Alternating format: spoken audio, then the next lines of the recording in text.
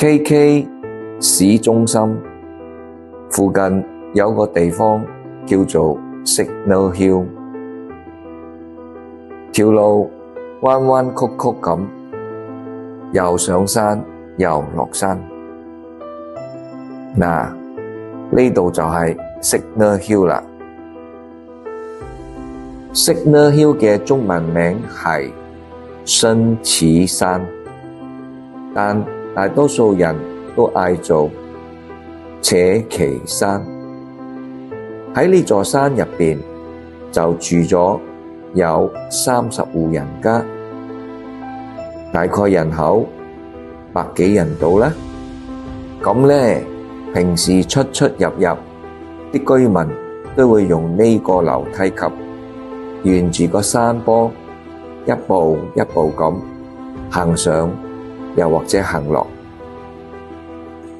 為咗吸引多啲遊客嚟到 KK 嘅 downtown， 政府就將艾金森鐘樓重新裝修，同埋進行一系列嘅美化工程，同時仲喺鐘樓嘅側邊起咗一條行人走廊，係俾啲遊客享受一下 Signal Hill 嘅大自然風景。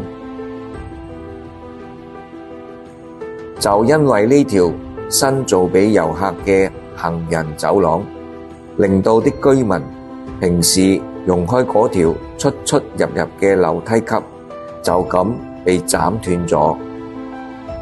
呢度就有一幅相，大家不妨睇一睇。啲居民就係咁捉住條繩，擒上擒落，鬼咁唔方便，鬼咁牙煙啦！喂，扯旗山到底係邊一區嚟㗎？列加斯區？咁嗰兩位火箭部長去咗邊度啊？又唔見人？哇！佢哋到底知唔知道呢件事㗎？冇計啦，都係要搵呢個光頭鬍鬚佬嚟幫下手啦。